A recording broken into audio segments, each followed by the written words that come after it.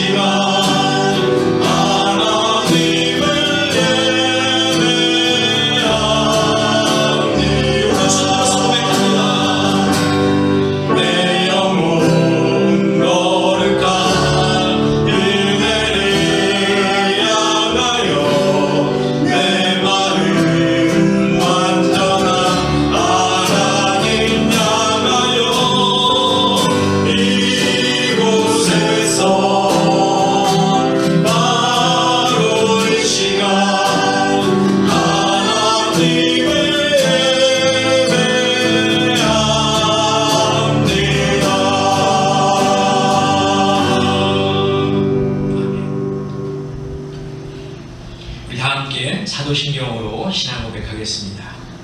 나는 전능하신 아버지 하나님 천지의 창조주를 믿습니다. 나는 그의 유일하신 아들 우리 주 예수 그리스도를 믿습니다. 그는 성령으로 잉태되어 동정녀 마리아에게서 나시고 본디오 빌라도에게 고난을 받아 십자가에 못 박혀 죽으시고 장사된 지 사흘 만에 죽은 자 가운데서 다시 살아나셨으며 하늘에 오르시어 전능하신 아버지 하나님 우편에 앉아 계시다가 거기로부터 살아있는 자와 죽은 자를 심판하러 오십니다. 나는 성령을 믿으며 거룩한 공교회와 성도의 교제와 죄를 용서받는 것과 몸의 부활과 영생을 믿습니다. 아멘.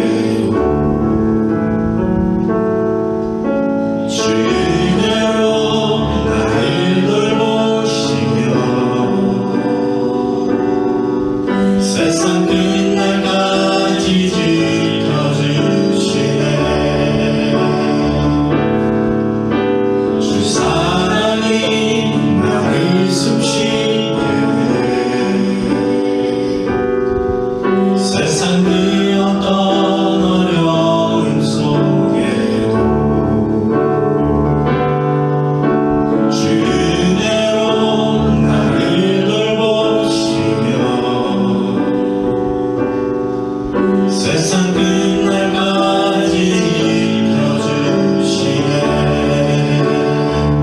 주님만이 내 앞에 마시며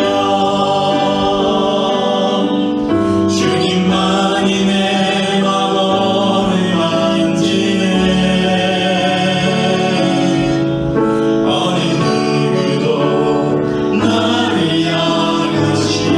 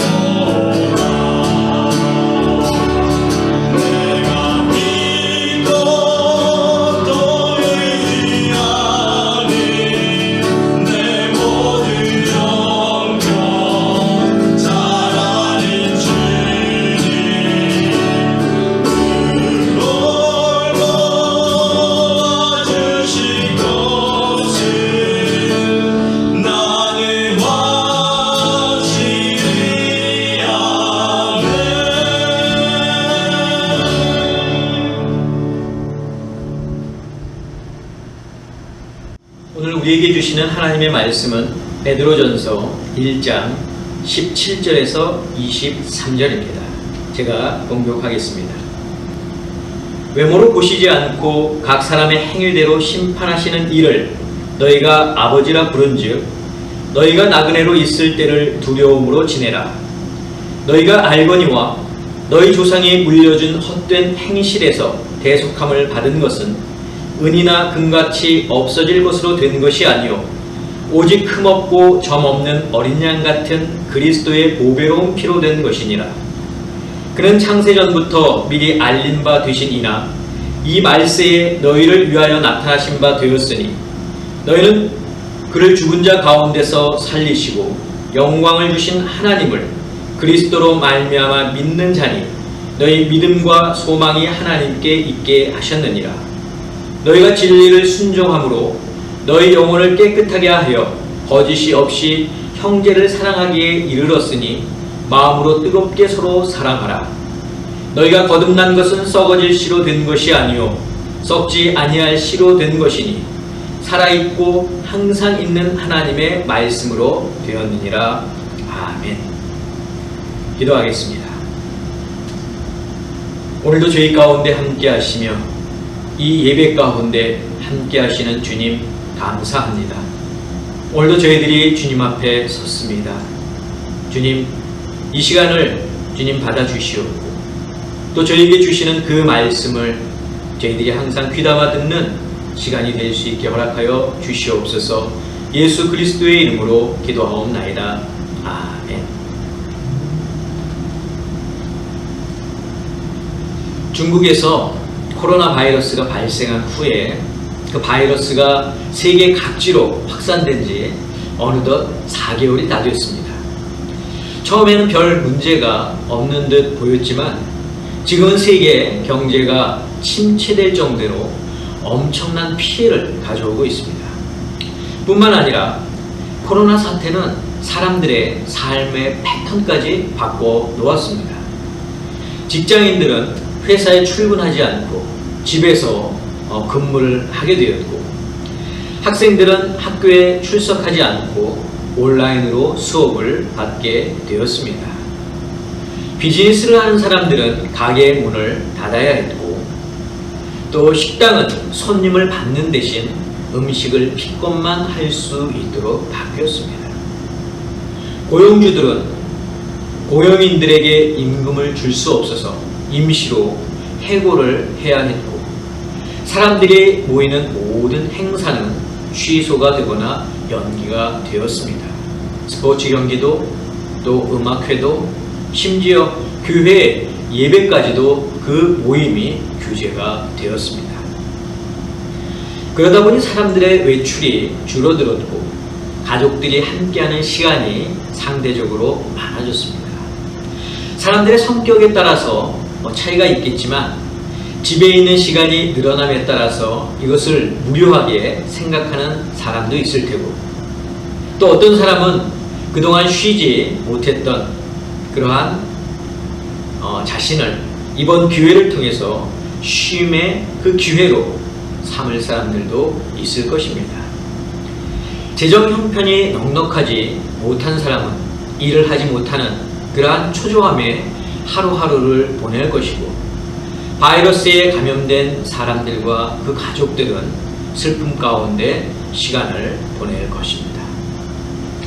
저도 예전보다 집에 머무르는 시간이 더 많아졌는데 평소와 다른 점이 있다고 한다면 우선 아이들과 함께하면서 대화하는 시간이 많아졌습니다. 그리고 설교 말씀에 대해서 묵상하고 또 깊이 생각하는 시간이 많아졌다는 것입니다. 자, 여러분은 이번 코로나 사태로 삶에 어떤 변화가 생기셨습니까? 그리고 그 시간을 정말 유용하게 사용하고 있습니까? 한번 여러분의 뒤를 돌아보실 수 있기를 바랍니다.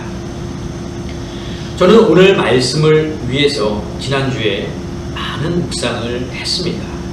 그리고 이번 코로나 사태가 주는 성경적인 의미에 대해서 생각을 해 보았습니다. 성경에 보면 하나님께서 인간들에게 내리신 재앙이 참 많이 있습니다. 창세기 12장을 보면 아브라함이 자신의 그 목숨을 지키기 위해서 애굽의 바로 왕에게 자신의 아내 사라를 누이라고 속였습니다. 그래서 바로가 그 아브라함의 아내 사라를 취하게 되죠. 자, 이 일로 인해서 하나님께서 바로에게 재앙을 내리시는 이야기가 바로 이 창세기 12장에 나옵니다. 제가 17절의 말씀을 읽겠습니다. 여호와께서 아브라함의 아내 사라의 일로 바로와 그 집에 큰 재앙을 내리신지라. 자, 민수기 11장에도 이야기가 나오는데요. 출애굽한 이스라엘 백성들이 광야에서 먹을 고기가 없어 하나님과 모세에게 원망을 합니다. 그때 이를 불쌍하게 생각하신 하나님께서 메추라기를 이스라엘 백성들이 먹고도 남을 많은 양의 메추라기를 주시는 이야기가 바로 민수기 11장에 나옵니다. 그런데 이스라엘 백성들은 이러한 일로, 즉 메추라기를 주신 이 일에 대해서 하나님 앞에 감사하기보다는 그 많은 메추라기를 서로 많이 갖겠다고, 많이 취하겠다고 욕심을 부리게 되는데, 그래서 이 욕심의 눈이 어두워 메추라기를 모으는 데만 급급했던 그런 이스라엘 백성들을 보시고 하나님께서 진노하셔서 큰 재앙을 내리십니다. 자, 민수기 11장 32절 33절의 말씀입니다. 백성이 일어나 그날 종일 종야와 그 이튿날 종일토록 메추라기를 모으니 적게 모은 자도 10호멜이라. 그들이 자기들을 위하여 진영 사면에 펴 두었더라. 고기가 아직 이 사이에 있어 씹히기 전에 여호와께서 백성들에 대하여 진노하사 심히 큰 재앙으로 치셨으므로. 여러분, 이 외에도 하나님께서 재앙을 내리신 이야기가 성경에 여러 군데 많이 나오는데, 오늘 우리가 눈여겨보아야 할 그 재앙은 출애굽 당시에 애굽의 바로 왕과 그 나라에 내리신 하나님의 재앙입니다. 하나님은 노예 생활로 어려움을 겪고 있는 이스라엘 백성들에게 자유를 허락하시고 또 아브라함에게 하셨던 그 약속을 이루시기 위해서 이스라엘 백성들을 가나안 땅으로 들이실 계획을 행하시고 있었습니다. 그리고 이스라엘의 지도자 모세를 통해서 백성들을 인도하시는데, 애굽의 바로 왕이 이스라엘 백성들을 순순히 놓아주지 않았습니다. 하나님은 바로의 완악함을 치시기 위해서 10가지 재앙을 애굽에 내리십니다. 그런데 이 10가지 재앙 중에서 질병에 관한 재앙이 2가지가 나옵니다. 자, 첫 번째 이 질병에 관한 재앙은 출애굽기 9장에 나오는데 5번째 재앙이죠. 돌림병의 재앙입니다. 개역 성경에서는 이것을 악질로 번역을 했었습니다. 자, 그런데 이 돌림병은 성경에 나오는 것처럼 가축들에게만 전염이 되었습니다. 그리고 이스라엘 백성들의 가축들에게는 전염되지 않고 애굽 백성들의 가축들에게만 전염이 되어서 모두 그 가축이 죽었습니다.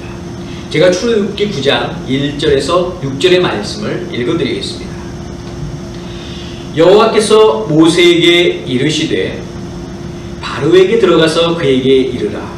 히브리 사람의 하나님 여호와께서 말씀하시기를 내 백성을 보내라. 그들이 나를 섬길 것이니라. 내가 만일 보내기를 거절하고 억지로 잡아두면 여호와의 손이 들에 있는 네 가축 곧 말과 나귀와 낙타와 소와 양에게 더하리니 심한 돌림병이 있을 것이며 여호와가 이스라엘의 가축과 애굽의 가축을 구별하리니 이스라엘 자손에게 속한 것은 하나도 죽지 아니하리라 하셨다 하라 하시고, 여호와께서 기한을 정하여 이르시되 여호와가 내일 이 땅에서 이 일을 행하리라 하시더니 이튿날에 여호와께서 이 일을 행하시니 애굽의 모든 가축은 죽었으나 이스라엘 자손의 가축은 하나도 죽지 아니한지라. 자, 이것이 하나님께서 애굽 바로 왕에게 행하신 5번째 재앙입니다. 자, 그런데 이 6번째 재앙을 보면 그것도 질병에 관한 재앙인 것을 우리가 알 수 있습니다. 출애굽기 9장 같은 9장에 나오는데 이 6번째 재앙은 바로 악성 종기의 재앙입니다. 자, 5번째 재앙에도 불구하고 바로가 하나님의 백성들을 놓아주지 않자 하나님은 또 다른 재앙을 내리신 것입니다. 제가 이어서 출애굽기 9장 8절에서 11절의 말씀을 읽어드리겠습니다. 여호와께서 모세와 아론에게 이르시되 너희는 화덕에 제 2움큼을 가지고 모세가 바로의 목전에서 하늘을 향하여 날리라. 그 재가 애굽 온 땅에 티끌이 되어 애굽 온 땅의 사람과 짐승들에게 붙어서 악성 종기가 생기리라. 그들이 화덕의 재를 가지고 바로 앞에 서서 모세가 하늘을 향하여 날리니 사람과 짐승에게 붙어 악성 종기가 생기고 요술사들도 악성 종기로 말미암아 모세 앞에 서지 못하니 악성 종기가 요술사들로부터 애굽 모든 사람들에게 생겼습니다. 여러분, 하나님은 단순히 이스라엘 백성들을 애굽에서 인도해 내시기 위해서 10가지 재앙을 내리신 것이 아닙니다. 전능하신 하나님이시라면 한 가지 재앙으로도 충분히 이스라엘 백성들을 인도해 내셨을 것입니다. 자, 그렇다면 왜 하나님이 10가지 재앙을 내리셨을까요? 자, 그 이유는 재앙들을 통해서 하나님의 2가지 계획을 알리시기 위해서라는 것입니다. 자, 하나님의 2가지 계획 중에 첫 번째는 무엇이냐? 애굽에 대한 우상의 경고입니다. 당시 애굽에는 수많은 우상들이 있었습니다. 나일강 신을 비롯해서 태양신, 황소신, 개구리신 등등 여러 가지 그 우상들이 있었어요. 자, 하나님은 이런 애굽에게 당신께서 진정한 신이요 이 세상의 창조주이심을 재앙을 통해서 보여주고 계신 것입니다. 10가지 재앙을 통해서 세상에 그 어떤 것도 신이 될 수 없고 하나님만이 유일한 신임을 선포하고 계신 것입니다. 그렇다면 코로나 바이러스는 어떨까요? 여러분은 왜 코로나 바이러스가 발생했다고 생각을 하십니까? 언론에서는 사람들이 몸보신을 하기 위해서 무분별하게 야생 동물을 날 것으로 먹어서 바이러스가 생겨났다고 말하고 있습니다. 물론 그것은 틀린 말은 아닙니다. 그러나 왜 이 바이러스가 온 세계를 전염시키고 있느냐 하는 것에 우리는 주목할 필요가 있습니다. 저는 이 바이러스가 단순히 인간의 실수로 생겨났다고 생각하지 않습니다. 하나님은 지금 이 코로나 바이러스를 통해서 세상에 경고를 하고 계신 것입니다. 마치 애굽의 바로 왕에게 세상의 신은 다 거짓이고 오직 당신만이 참 하나님을 알리시듯, 그러니 하나님만 믿고 하나님만 예배하라는 경고를 하시듯 지금 이 세상을 향해서 하나님은 경고하고 계신 것입니다. 그렇다면 하나님은 무엇을 경고하고 계십니까? 바로 우상에 대해서 경고하고 있는 것입니다. 여러분, 이 세상에 얼마나 많은 우상들이 있습니까? 물질이, 건강이, 과학이, 지식이, 동성애가, 권력이, 교만이 우상으로 섬겨지고 있는 시대가 바로 지금 이 시대입니다. 하나님은 지금 그 우상들을 섬기고 있는 이 세상에 대해서 경고하고 있습니다. 사람들이 이것을 알아야 합니다. 심지어 어떤 사람들은 하나님의 존재를 인정하지 않습니다. 성도 여러분, 우상을 섬기는 것도 죄가 되지만 하나님을 모르는 것도 죄가 됨을 아셔야 합니다. 그래서 바울은 데살로니가 후서 1장 7절 8절에서 이렇게 말씀했습니다. 환난을 받는 너희에게는 우리와 함께 안식으로 갚으시는 것이 하나님의 공의시니 주 예수께서 자기의 능력의 천사들과 함께 하늘로부터 불꽃 가운데에 나타나실 때에 하나님을 모르는 자들과 우리 주 예수의 복음에 복종하지 않는 자들에게 형벌을 내리시고, 결국 말세에 하나님께서 이 세상을 심판하시는데 하나님을 모르는 자들과 주 예수의 복음에 복종하지 않는 자들을 심판하신다 말씀하셨습니다. 여러분, 우리가 성경을 보아 알듯 하나님의 경고는 이번 한 번으로 끝나지 않을 것입니다. 또 다른 경고를 분명히 할 것입니다. 물론 우리는 그 경고가 어떤 형태로 나타날는지는 알 수 없습니다.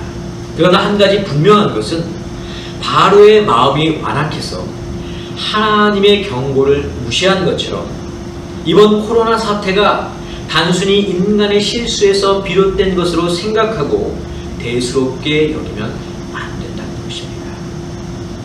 그런데 문제는 세상 사람들이 이런 일들을 하나님의 진노로 생각하지 않는다는 것입니다. 바로 왕도 10번의 재앙을 받고 나서야 비로소 이스라엘 백성들을 놓아주지 않았습니까? 결국 세상 사람들에게 이런 사실을 알려야 할 사람은 그리스도인밖에 없습니다. 그리스도인이 아니고서는 이런 일을 알릴 사람도 전할 사람도 없습니다. 그런데 지금 우리는 무엇을 하고 있습니까? 지금의 상황이 어렵다고, 힘들다고 불평만 하고 있지는 않습니까? 난 아무런 능력도 자질도 언변도 없는데 왜 자꾸 나를 바로에게 보내느냐고 모세처럼 불평하듯 하나님께 따지고 있지는 않습니까? 여러분, 하나님의 경고를 모르는 세상 사람들을 조금이라도 생각해 보셨습니까? 그들을 조금이라도 불쌍히 여겨 보셨습니까? 지금은 우리가 힘들고 어려울 때입니다. 그러나 이럴 때일수록 성도들이 세상을 향해 나아가야 합니다. 모세도 하나님의 말씀을 들고 바로에게 나아갔습니다. 우리도 말씀을 들고 나아가야 합니다. 왜 그렇게 해야 하는 줄 아십니까? 우리는 죄로부터 자유함을 받은 자이기 때문입니다. 이것이 바로 애굽에 내리신 재앙을 통해서 우리가 알 수 있는 하나님의 두 번째 계획입니다. 하나님의 재앙을 통해 당신께서 세상의 주인임을 바로에게 알리시는 것이 첫 번째 계획이라면 두 번째 계획은 이스라엘 백성들에게 자유를 주시는 것입니다. 자, 이스라엘 백성들은 400년을 넘게 애굽의 노예로 살아왔습니다. 하지만 하나님께서 그들에게 자유를 주셨습니다. 아브라함에게 하신 약속을 지키기 위함입니다. 그리고 그들로 하여금 제사장 나라로 삼게 하기 위함입니다. 이스라엘을 향한 하나님의 자유가 무엇에서부터 시작되는 줄 아십니까? 하나님의 명령과 그 명령에 따른 이스라엘의 순종에서부터 시작됩니다. 애굽에 대한 마지막 재앙을 보면 하나님은 애굽의 모든 장자를 치실 것이라고 예고하십니다. 그러나 하나님의 말씀을 믿고 따르고 순종하는 자들에게는 그 재앙이 넘어갈 것이라고 말씀하셨습니다. 10번째 재앙이 있던 날 이스라엘 백성들은 어디에 있었습니까? 그리고 무엇을 했습니까? 그들은 집에 있었습니다. 집에 머물러 있으면서 하나님께서 주신 명령을 저희들이 지키고 행하고 있었습니다. 그 명령이 무엇입니까? 어린 양을 잡고 그 피를 문설주와 인방에 바르고 잡은 어린 양을 먹되 아침까지 남겨두지 말고 허리에 띠를 띠고 발에 신을 신고 손에 지팡이를 잡고 급히 먹으라 말씀하지 않으셨습니까? 이스라엘 백성들이 노예의 신분에서 자유인의 신분을 얻기 위해서 수고한 것은 아무것도 없습니다. 한 가지 있다면 그것은 하나님의 말씀대로 어린 양을 잡고 그것을 먹은 것밖에 없습니다. 그런데 하나님은 그것을 귀하게 생각하신다는 겁니다. 그게 무엇입니까? 순종입니다. 어린 양을 잡아 먹은 게 중요한 것이 아니라 양의 피를 문설주와 문방에 바른 것이 중요한 것이 아니라 하나님께서 하신 말씀을 그대로 순종했다는 것, 그것이 중요하다는 것입니다. 2000년 전 예수님이 이 세상에 오셨습니다. 오신 이유가 무엇입니까? 우리의 죄를 사해 주시기 위함입니다. 다르게 표현하면 우리로 하여금 죄에서 자유를 얻게 하시기 위함입니다. 그런데 우리가 그 자유를 얻기 위해 수고한 것은 아무것도 없습니다. 이스라엘이 자유를 얻기 위해 아무것도 한 것이 없는 것과 똑같은 것이죠. 단지 우리가 한 것이 있다면 예수님을 그리스도로 믿은 것이 전부입니다. 그런데 하나님은 그것을 귀하게 생각하신다는 것. 그것이 무엇입니까? 믿음입니다. 예수 그리스도께서 나를 위해 피를 흘리셨고 그 보혈이 나의 죄를 깨끗이 씻어 주셨다는 그 믿음이 우리에게 자유, 즉 영원한 생명을 갖게 하는 것입니다. 애굽에 내리신 10가지 재앙을 통해서 알아본 하나님의 두 가지 계획이 세상을 향한 경고와 이스라엘에 대한 자유라고 말씀을 드렸습니다. 그렇다면 이번 코로나를 통해서 우리 성도에게 주시는 메시지는 무엇일까요? 그것은 이미 자유함을 얻은 우리들이 하나님의 뜻을 이 세상에 전하라는 것입니다. 여러분은 지금 우리에게 주어진 시간을 어떻게 보내고 있습니까? 근심과 걱정으로 보내고 있지는 않습니까?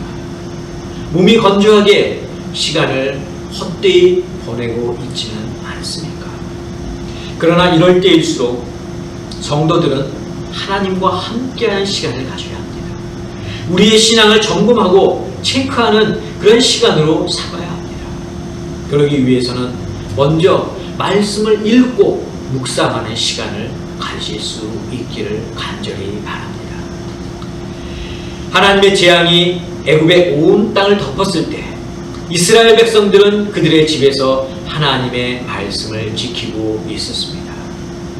지금 하나님의 경고가 온 땅을 덮고 있을 때 우리도 하나님의 말씀을 지키고 행하고 묵상해야 합니다. 묵상을 하는 동안 왜 이런 상황이 전 세계에 일어나고 있는지 한번 생각해 보시기 바랍니다. 이런 상황 속에서 하나님이 나에게 말씀하고자 하시는 것이 무엇인지 여러분들 생각해 보시기를 바랍니다. 성도는 그 끈이 항상 하나님과 연결되어 있어야 합니다. 왜냐하면 하나님을 떠나서는 우리가 아무것도 할 수 없기 때문입니다. 여러분, 말씀을 묵상하십시오. 그리고 그 말씀을 묵상하셨다면 그 다음에는 이 세상을 위해서 여러분들 기도하시기를 바랍니다. 세상 사람들이 하나님의 경고를 깨달을 수 있도록 여러분 기도하시기 바랍니다. 깨달음이 빠를수록 재앙의 횟수가 줄어듭니다. 그러나 깨닫지 못하면 애굽에 내렸던 10가지의 재앙을 모두 경험하게 될 수도 있습니다. 아름다운 교회 성도 여러분, 하나님의 백성은 내 생활 가운데에서 일어나는 일들로 인해서 염려하거나 근심하지 않습니다.